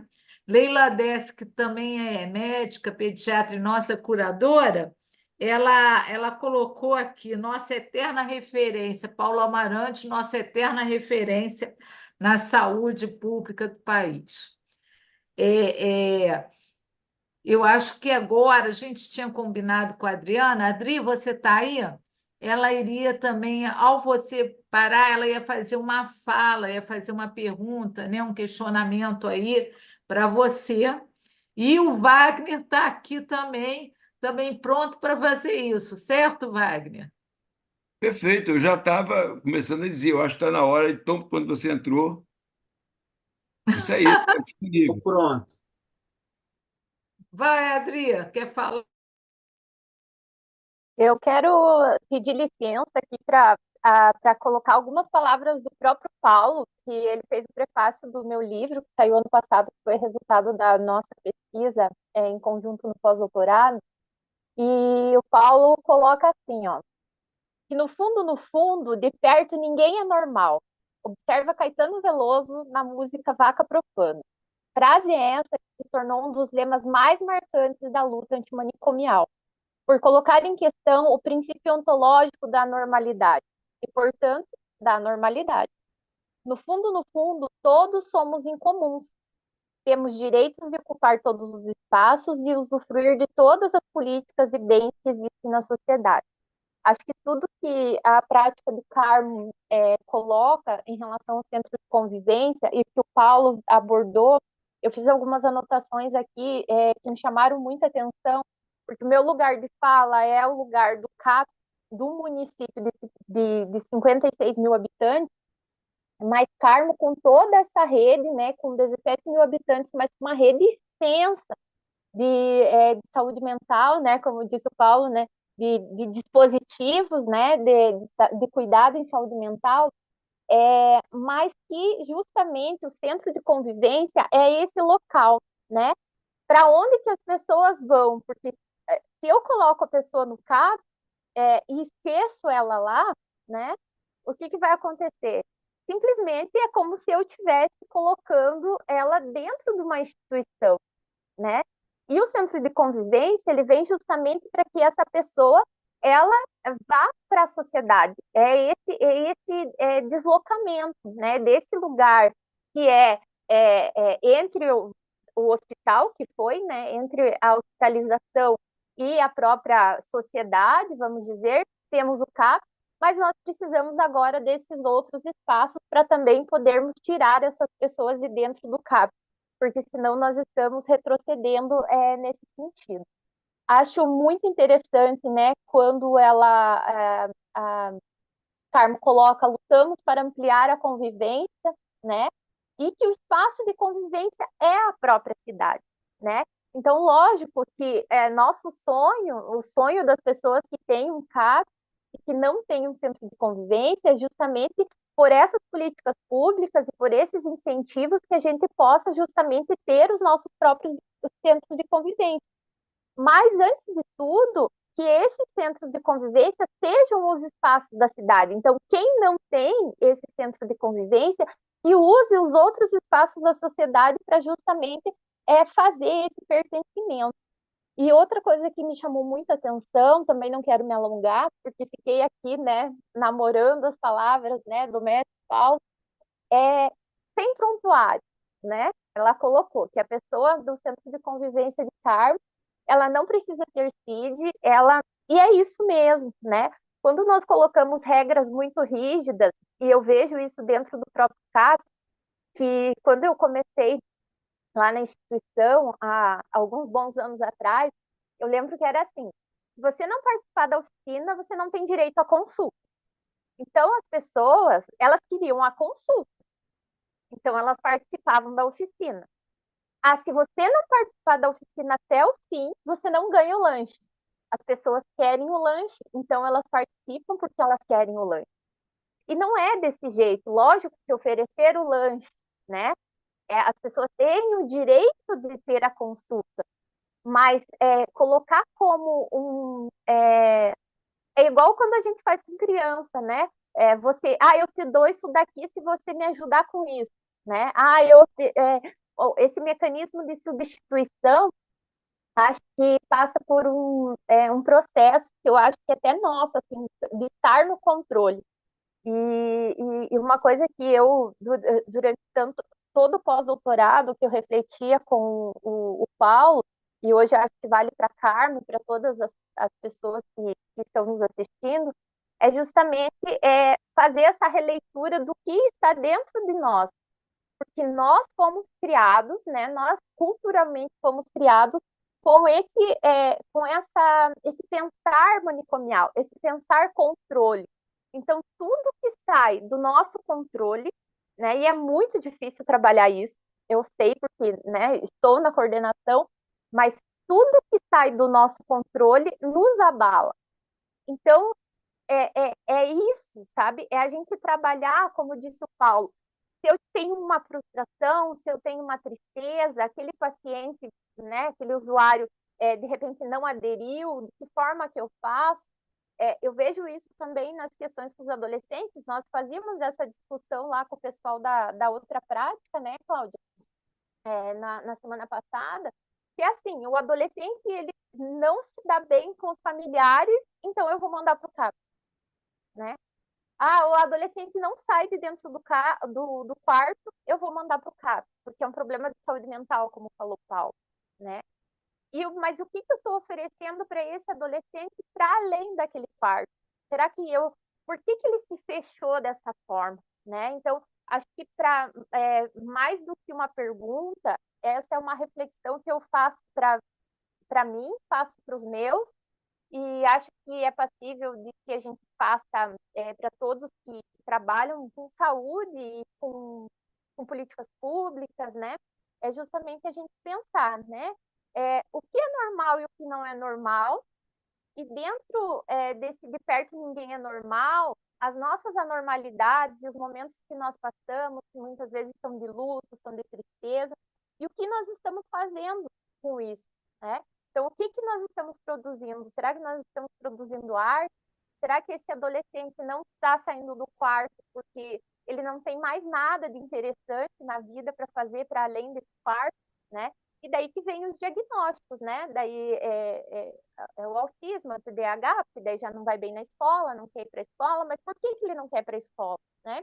Então, eu acho que é um misto, assim, de várias coisas, mas acho que essa música do Caetano Veloso vem aí para condecorar as palavras do Paulo e agradecer, né, pelo Paulo ter feito esse comentário, essa aula para nós, para ajudar aí a prática de Karma, né, para fazer essa reflexão, e também para todos nós que estamos vendo, né, assistindo, ouvindo essa fala.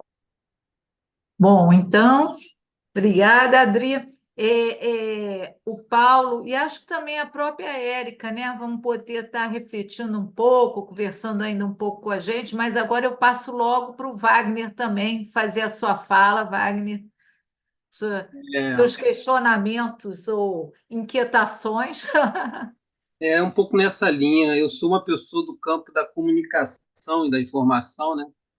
E tive essa experiência recente de, estando na coordenação do IDEA-SUS, percorrer para apresentar o projeto em 15 CAPs e 6 CAPSIs aqui da região do entorno da Fiocruz, de Manguinhos, né?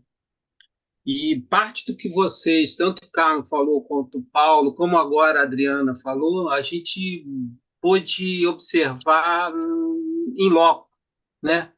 Como o CAPS virou um local em que não só, vamos dizer assim, todas as camadas da população procurando CAPS, faixas etárias. Um dos centros que a gente visitou, por exemplo, tinha uma pessoa de população indígena, né, que não conseguia falar a nossa língua e que rodou todos os centros de atenção indígena, né, que é o casais, né, são as casas de saúde indígena, e que não, eles não conseguiram acolher e atender aquela pessoa porque ninguém, era uma língua muito desconhecida, e encaminharam para um CAPS aqui na Penha, no Rio de Janeiro. Ela já estava lá algumas semanas, né? E as pessoas não sabiam nem, estavam medicalizando ela. Mas eu, assim, eu estou falando como leigo aqui, eu vi adolescentes, eu vi as pessoas que estão nessa questão da sexualidade, né, de se descobrindo, né, e sendo medicalizada. E uma outra questão a partir da fala de vocês, que me chamou a atenção foi o seguinte: quando a gente apresenta a plataforma IDEA-SUS, a gente apresenta as comunidades de práticas do IDEA-SUS, e uma das comunidades que o Paulo coordena, junto com a Leandra, né, é saúde mental e atenção psicossocial, e eu sempre ficava incomodado na saúde mental e atenção psicossocial. E agora acho que Paulo e as outras pessoas que falaram deram vulgo, eu vou passar a apresentar essa comunidade como a comunidade de promoção ou ativação da felicidade e da produção de vida. Ela passa a ser conhecida como comunidade que pode ser entendida a partir dessas chaves, né? Eu acho que o simbólico opera muito, né? E quando eu falo que eu sou um profissional da área de comunicação e informação, a gente vem muito no esforço de esse tipo de debate que vocês estão tendo aqui, a gente levar para o conjunto da sociedade, sair da bolha da saúde coletiva.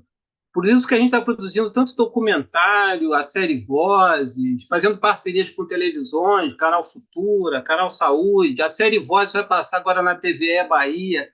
Espero que algum município baiano acesse o depoimento de Érica e convide-a e a equipe de Carmo para ir lá bater uma bola para como implantar um centro de convivência em outros municípios, né? Então, a gente está nessa luta aí também de sair da bolha e produzir conteúdo qualificado para qualificar o debate, para que o conjunto da sociedade, porque eu acho que esse tipo de tema, como bem Paulo falou, ele é central hoje, né, em qualquer discussão envolvendo saúde coletiva e saúde pública, não só no Brasil, como no mundo, né? E como é que a gente transforma isso numa agenda de ação?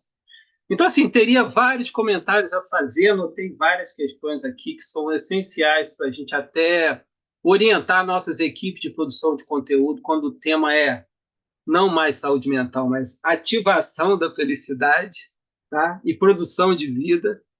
Mas queria saber de vocês, queria também fazer uma menção a Carmo, né? Como, apesar de não ser da área de saúde mental, como a gente percebe que é uma reflexão feita em bases sólidas, né? Metodologicamente, a importância da intersetorialidade.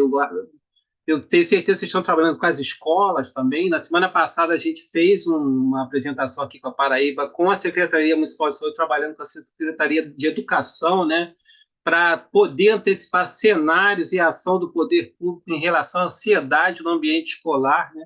Mas eu queria fazer, e eu tenho tendência também de falar muito, mas eu queria saber de vocês assim, um pouquinho. Primeiro, essas experiências de centros de convivência, tanto como nos estados brasileiros, Paulo, ou no exterior, como é que isso entrou na agenda de políticas públicas? Como é que a gente transforma isso numa agenda de ação, que eu acho fundamental? A Érica já citou que tem um projeto, uma questão que está sendo, né, virando lei, sendo discutida no âmbito do Ministério da Saúde, mas como é que a gente a partir de referências, de evidências que estão sendo construídas, não só no Brasil como no exterior, a gente pode apressar essa agenda e construir imaginários, conteúdos comunicacionais para que esse seja um debate também que entre aí nessas novas discussões associadas ao tema ativação da felicidade. Não estou chamando mais de saúde mental. E a outra questão é o controle social e participação social. A gente está com uma comunidade de práticas aqui, junto com o Conselho Nacional de Saúde, em que a gente está procurando resgatar essa importância do controle e participação social. E uma das questões que, especialmente, eu pedi para a pessoa que está captando novas práticas é que, dentro do ambiente do CAPS, a gente procure, faça mineração, faça procura ativa de CAPS no Brasil todo, e CAPSIS, em que os usuários e as famílias tenham uma participação mais efetiva na agenda do CAPS. Então, eu queria saber se vocês também têm notícias sobre isso e da importância dessa questão do controle de participação social, da qual o Paulo já falou, mas que eu acho que é uma agenda central também nesses debates que também vocês colocaram aí. Bom, antes de eu passar para a Érica, que ela também já escreveu também no chat que ela quer falar. Então, antes de passar para ela, para depois passar para o Paulo, eu queria falar que lá no YouTube, aqui com a gente, tem o pessoal de Palma de Tocantins, de Campos, Barra Mansa, Rio de Janeiro, Maceió, Alagoas, Centro de Convivência e Cultura de Campo Grande, do Rio de Janeiro, Centro de Convivência e Cultura de Pedra Branca, do Rio de Janeiro, e muitas pessoas da equipe de Carmo, viu, Érica? A turma está toda aí no YouTube. Então, agora eu passo a palavra para você. Érica, você tem que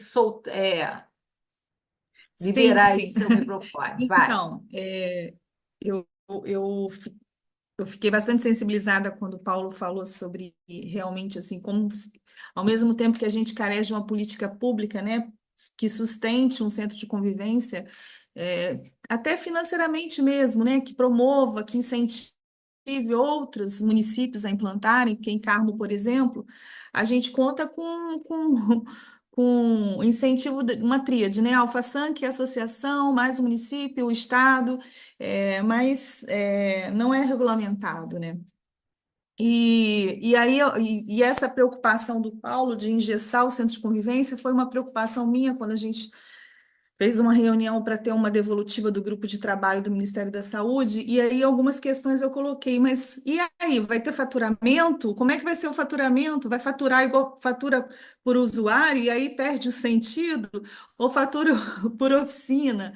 E como que você registra a pessoa que frequenta? Porque não pode ter prontuário. E essa equipe mínima, né? Vão querer que seja a equipe mínima da saúde, aí, né? Porque o Centro de Convivência do Carmo, eu acho que não tem equipe de saúde, né? Pessoas, né, que se apresentaram como interessadas em produzir alguma coisa com aquelas pessoas, né? Então, a gente tem a Carla, que é uma professora de arte e que se apresentou, né, com interesse de participar ali. Tem o mestre Costelinha, que é uma pessoa da comunidade também que apareceu e falou assim, olha, eu quero fazer uma oficina de capoeira aqui. E aí a gente fica pensando, né, que eu acho que o centro de convivência é isso, é a intersetorialidade, os saberes, né, eu falo que o mestre Costelli é um sabedor de pessoas, né, ele não é especialista da saúde, mas é um sabedor de pessoas. E aí me preocupa também, né, como que está sendo construída essa política, né, do centro de convivência, porque eu também vejo um CAPS hoje muito engessado, um CAPS ambulatorizado, né, um CAPS que está muito mais preocupado no atendimento médico, prescrição do medicamento, do que na produção de vida, de formas diferentes de ser, de existir, e realmente de empoderamento da pessoa, né, enquanto sujeito que tem desejos, que tem necessidades, das famílias também, que têm algo a dizer, né, sobre a sua existência, sobre o estar em comunidade. A gente não vê mais isso em CAPS, né? A gente vê um CAPS muito compartimentalizado, né, um CAPS ambulatorizado. Então, realmente é uma preocupação minha, Paulo. Ao mesmo tempo que eu sei que a gente precisa de dinheiro, né, para sustentar algumas práticas, a gente também se preocupa muito com, né, com essa realmente, né, com um padrão, né, um padrão que pode desconstruir esse espaço de centro de convivência, que ele é tão diverso e cada município tem né, a sua forma de construir o centro de convivência e não precisa ter um espaço físico, né, ele pode funcionar na cidade. É isso. Agora é contigo, Baldo. Volta para mim, né? Não, eu estava ligando aqui. Aquela hora que você falou, eu estava dizendo que já estava achando que era hora de abrir para ouvir. Eu fui lá no YouTube também dar uma olhada, vi que tem um monte de gente aí participando. Bem, primeiro quero dizer para vocês, em geral do DSUS, o Wagner, né, de que é realmente assim, eu acho que a gente tem que conversar mais, as comunidades. Nós estamos do lado de vocês, inclusive fisicamente. Gostaria de acompanhar esse processo de produção de vídeos, de produção de ideia. Eu tento muito falar para a sociedade há muitos anos, né? De alguma forma, a gente conseguiu, digamos, inspirar, né? Disparar processo. Eu falei agora do Bicho de Sete Cabeças, que eu fui consultor com a Laís Bodansky, o Luiz Felipe Bolognese, e outras produções aí, o Nise, No Coração da Loucura, peça de teatro. Me lembro do Caminho das Índias, que a gente conseguiu, eu fui consultor da novela, um acordo com a escritora lá de que não internaria ninguém. A gente provaria na novela também, que as novelas sempre acabam assim com o malvado, a malvada, o perverso, acaba sendo o louco no fim da história, vai parar no manicômio ou numa prisão, para não criminalizar o comportamento da loucura, essa ideia e tal. E foi muito bacana, porque a gente conseguiu, inclusive, colocar grupos da saúde mental na novela, o Harmonia Enlouquece, o Impaciência, o Tá Pirando, Pirado, Pirou, né? Então, assim, eu acho que é um esforço. Eu tenho um programa, estou fazendo um programa na TVT, toda terça-feira, falando com comunidade, estou sempre tentando assim, abrir diálogo, escrevo para outras palavras com regularidade ou para outros jornais, estou sempre mandando matéria, mas é um diálogo difícil, né, Wagner? Porque é contra-hegemônico. O discurso que agrada à imprensa é aquele de que a loucura é perigo, né? Se trata com medicamento, com internação compulsória, né? E então assim é um discurso contra-hegemônico, é muito difícil. E além do mais, mesmo dentro da saúde mental, tem um problema. Os profissionais mesmos acabaram pensando, vamos validar a saúde mental ao campo, como problema de transtorno mental. Então, você falar em vida, em direitos, né? Então, aquelas pessoas que estavam naqueles manicômios que o Foucault falou, grande clausuramento, estavam lá, aquela massa amorfa, né, de pessoas excluídas, aquele grande espaço, grande clausuramento de exclusão total, essas que estão hoje, né, nos manicômios judiciários, nas Cracolândias, como eu falei, nas ruas, etc. Pessoas que não têm política. Por esse motivo, a gente fala em defesa de uma política de educação, de trabalho, de cultura, de educação, e etc. E isso é muito difícil. O mais fácil é dar um diagnóstico e uma pastilha, um medicamento, né? Você transforma, além do mais, o vítima de um modelo social, econômico, né, que não é dizer que o sofrimento mental é causado exclusivamente pelo transtorno econômico, pelo problema econômico, mas também que é a falta de casa, a falta de ver essa experiência indiana que eu falei, as principais características que as pessoas dizem que causam bem-estar é ver os filhos comendo. Olha só, a gente não pergunta, você está ouvindo voz ou não? Você está coisa, é isso, o que você sente? Você tem que sintomas, né? Eles perguntaram, o que te causa mais felicidade na vida? É ver meus filhos comendo todos os dias. É ver meu filho indo para a escola. É poder cuidar do meu pai doente. É poder... Coisas que na anamnese tradicional, né, a gente não pergunta, a gente quer saber o sintoma. Está ouvindo voz, está fazendo aquilo, está sentindo tal, tem medo de não sei o que lá, não dorme bem. Mas por quê? Né? A Adriana estava dizendo, a Maria Aparecida Moisés, né, professora titular de pediatria da Unicamp, ela disse, ela entrevista as crianças com diagnóstico de TDAH por outro ângulo. Como é que é o dia a dia do cotidiano da casa lá, o cotidiano da casa, aí vê situação de violência, de assédio sexual, de violência sexual e moral, né, de falta de direitos na comunidade, de perspectivas, né, de falta de reconhecimento dessas pessoas, né, crianças são sempre vistas, a criancinha que não consegue não entender, não coisa. Então, é isso aí, a gente tem uma luta social, né, importante de usar essas mídias, usar os nossos recursos aí para falar para a sociedade, para falar para a comunidade de uma maneira diferente. No momento, eu estou fazendo, do LAPS, estamos fazendo com a OPAS, um curso toda terça-feira para usuários e familiares, exclusivamente, estamos 60 participantes. Amanhã nós vamos ter, que é essa forma de estar recuperando um pouco esse papel social do usuário enquanto sujeito político e do familiar. Toda terça-feira é a terceira semana. Abrimos esse edital também de concurso de uma frase e um desenho sobre o protagonismo, que foi uma forma de estimular, né, as pessoas a... Eu me lembrei, eu que tive essa ideia de fazer esse concurso, né, há muitos anos atrás, 2000, mais ou menos, no CONASEMS, nós fizemos a seguinte frase: reforma psiquiátrica é no município que ela acontece.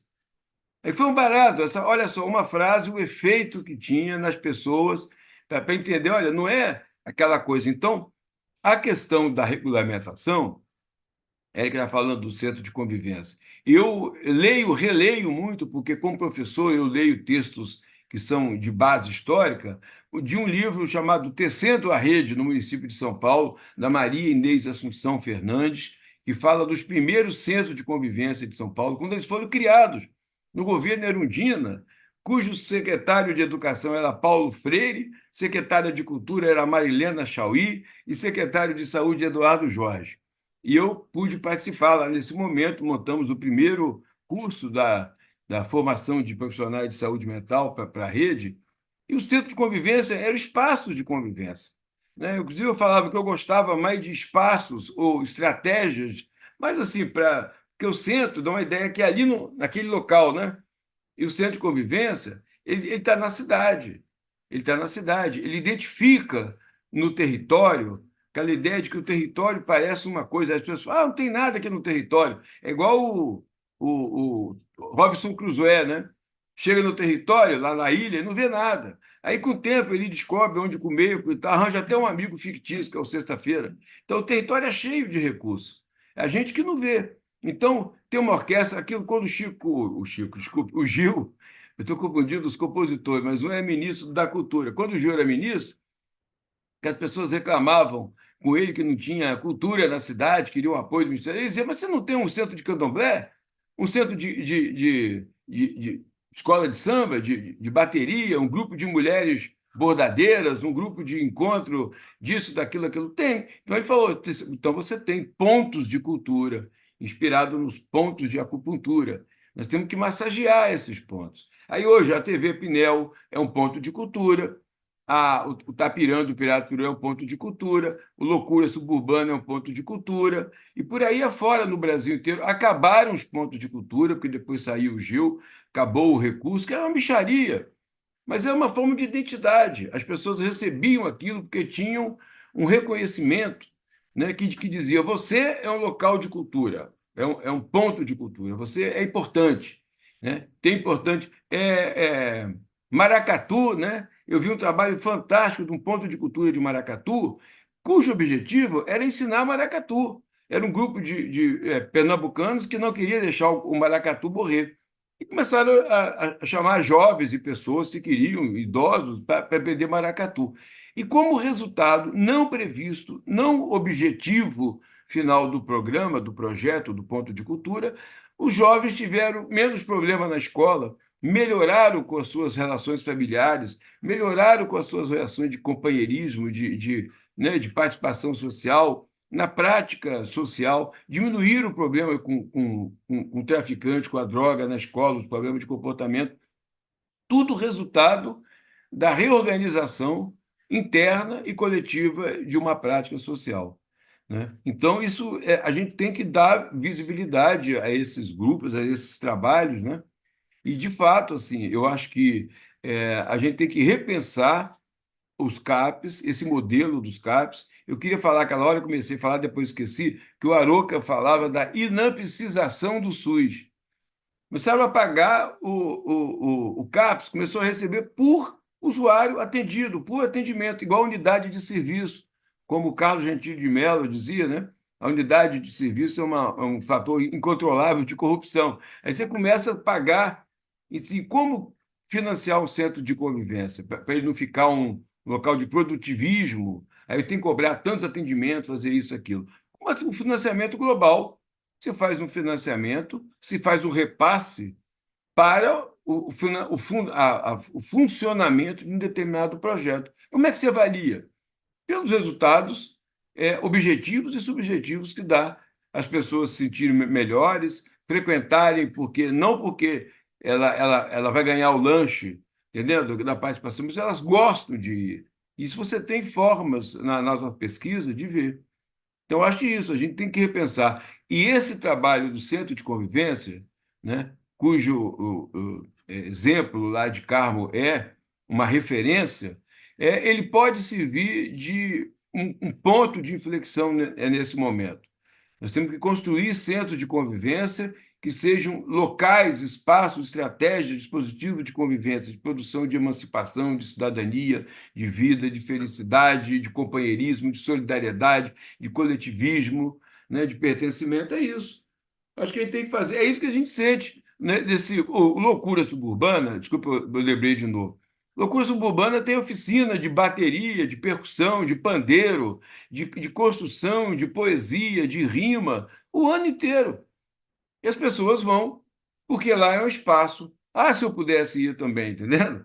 Ir lá para toda semana participar de um coletivo, aprender a batucar, cantar junto, fazer junto. Aliás, todos nós precisamos um pouquinho desses espaços, né? E assim dos grupos de teatro, assim dos grupos de música, o Harmonia Orquestra, que se reúne 2 vezes por semana. Olha, é uma coisa fantástica para as pessoas. E isso tem um efeito terapêutico? Tem, também pode ter. Tem um efeito terapêutico, mas tem fundamentalmente essa ideia, é produção de vida, de relações, de solidariedade. Eu acho que é isso que nossa sociedade está precisando, né? Mais de reconhecimento. Muito reconhecimento. Olha, Wagner, essas falas do Paulo estão para sair várias vozes da saúde, né? Várias pílulas para a gente botar para replicar isso Brasil afora. É incrível. Paulo continuou ali, né? Você acompanhou muito elogio ali no YouTube. Érica, Alice, Adriana, eu queria saber se vocês, Vanderleia, se vocês querem dar uma palavra aí, mais um fechamento aí, ter uma consideração final, fiquem à vontade. E Érica, principalmente aí também, se quiser retornar, fala depois que o Paulo falou, ele de novo, né? Mexe com a gente, bota a refletir, né? E vocês vão ter no dia 5 um dia inteiro, né, de festejos e alegrias, né? O povo na rua, na alegria, né? Ela falou que vai ser muito bonito, viu, Paulo? Que ela ia adorar que nós estivéssemos lá. Eu me lembro que eu cheguei a falar com ele, mas a agenda dele é a própria loucura solta, né? Ela é muito democrática, porque na realidade ele consegue espaço para todo mundo. Queria te agradecer muito mesmo, Paulo, para você ter conseguido abrir esse espaço para estar aqui hoje com a gente. Sempre a mim, E um aí, prazer. quem quiser, pode Vou usar a palavra. aproveitar um pouquinho, Cláudio, só para falar para o Wagner também. Um dia desses que nós nos encontramos, eu falei com ele que há mais de 15 anos atrás, eu fiz um projeto para a FAPERJ com o Edivaldo Nabuco, um sobrevivente da psiquiatria, chamado Refazendo. Você lembra, Wagner? Que era inspirado na música do Gil, Refazenda. E que essa ideia do refazendo era ideia de pessoas que estiveram em manicômios, que tiveram é, suas cidadanias, né, interrompidas, seus direitos, etc., e que reconstruíram as suas vidas. Pessoas que deslocaram do lugar de usuário, paciente e tal, que hoje são autores, o próprio Edivaldo, que fez comigo esse trabalho, hoje é um doutorando, né, quer dizer, o cara já fez mestrado lá em Coimbra, já fez a formação, faz cinema, um dos fundadores da TV Pinel. Então, seria uma ideia boa se a gente pudesse pegar lá pessoas que tiveram um deslocamento de vida, né, que saíram de um lugar de usuário, de paciente, e hoje estão produzindo, dentro do espírito da reforma psiquiátrica, outras histórias, né, para as experiências da loucura. Quem sabe a gente não retoma aí o refazendo, refaz o refazendo. É isso. E aí, Eu quero fala. agradecer, né, essa grande roda, foi uma tarde maravilhosa, e reforçar o convite, Cláudia, Valéria, o Wagner, Alice, ao Paulo, que Carmo é uma cidade de pessoas muito acolhedoras, e será um prazer receber vocês aqui. Agradecer às pessoas que estão no YouTube, que são profissionais da nossa rede, os nossos usuários, que com certeza participaram aqui nos comentários. E dizer que Carmo é tão acolhedor que a nossa cidade se transformou, né? Acho que o tecido social de Carmo se transformou com o fechamento daquele hospício e como que a gente vivencia, né, uma cidade mais acolhedora, mais solidária, né? E a gente tem um bom exemplo, assim, né, de como que a cidade se transformou com a vinda, né, desses ex-internos do hospício para a nossa cidade. Então, vai ser um prazer recebê-los aqui para vocês vivenciarem com a gente, né, esse tecido social mesmo. Nós temos que ir mesmo, né? Faz parte aí da nossa agenda da curadoria. Ainda não está marcado, mas nós vamos chegar aí, com certeza. Quem quer falar? Me avisando Também. com antecedência, eu vou também, hein? A Vanderlei quer falar. Ó, escutou? Que bom, ele vai também, ó. Então, eu E também aí quero ele, agradecer. desculpa, ele não vai visitar mais o hospital, ele vai visitar agora o Parque Municipal do Livramento, que hoje lá tem um acervo do Livramento, que agora, mês passado, foi reconhecido como ponto de memória. Mais uma Excelente. conquista aqui da RAPS, né, do município.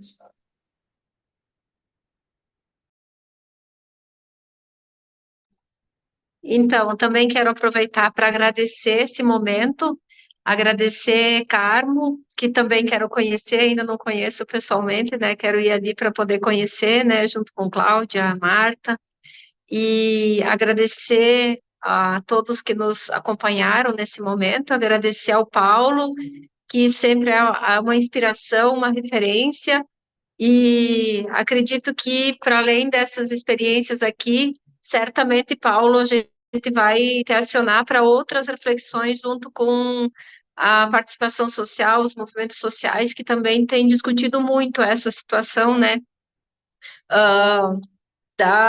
Muitas vezes também se tudo vira problema de saúde mental em coisas que precisam ser repensadas como dimensões da vida. Então, assim, você trouxe várias questões que nos fazem repensar e recolocar o humano, a vida, né, junto com toda essa biodiversidade de formas de vida no planeta que precisam ser ativadas, acionadas e fortalecidas. Muito grata aí pela oportunidade.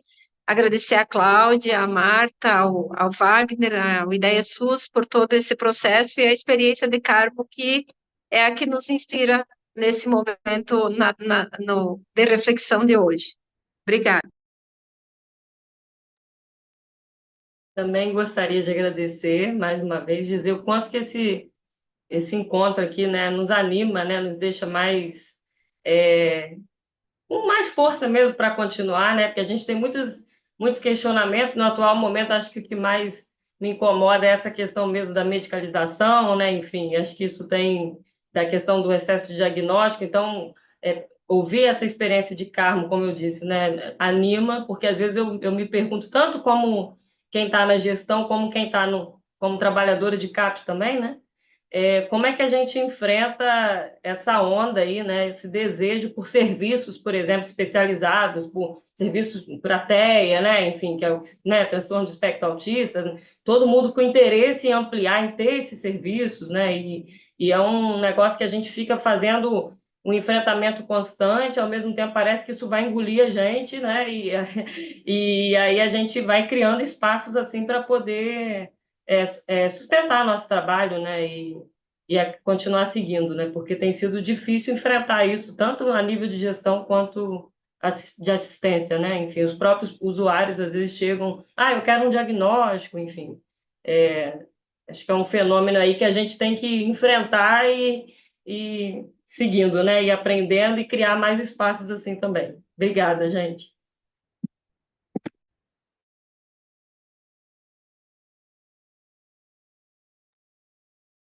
Wagner, você fecha? Então, agradecer a presença de todos. Eu tenho certeza que, por parte da Curadoria de Saúde, todas as questões que foram indicadas, apontadas, os nós críticos, né, que a gente viu desfilar nessa tarde aqui, vão ser incorporados nas problematizações que a Curadoria de Saúde faz. Em relação ao restante do Ideia SUS, também eu anotei várias questões aqui para a gente cada vez mais trazer essas questões como temáticas para os conteúdos que a gente tem produzido, seja por meio de livros, vídeos, webséries, né? Então, aproveitar o conteúdo qualificadíssimo que foi debatido essa tarde para a gente também internalizar no conjunto do projeto Ideia SUS. Então, agradeço aí a colaboração de todos e as reflexões que foram trazidas para o debate de hoje. Um abraço a todos.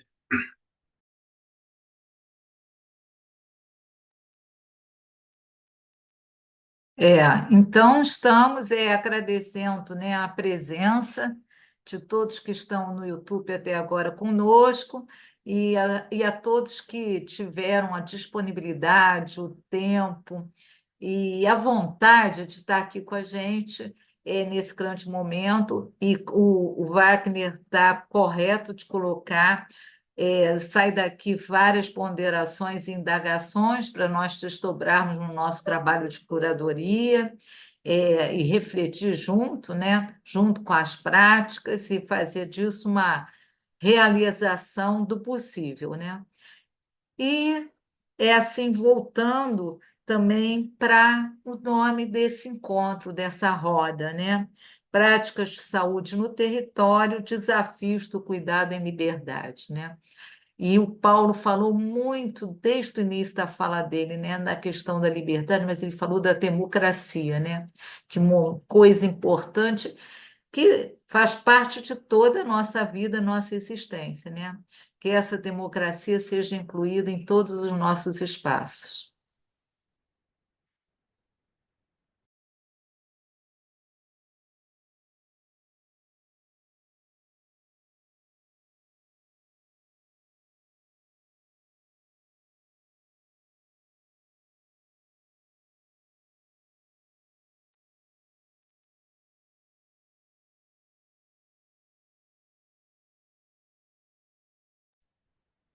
Acho que já encerrou. Encerrou agora. Entrou a logo da Vídeo Saúde. Então, obrigado aí pelo convite, Cláudia. Valeu, gente. Um instante Obrigado. só, ainda está no ar, ainda está no ar.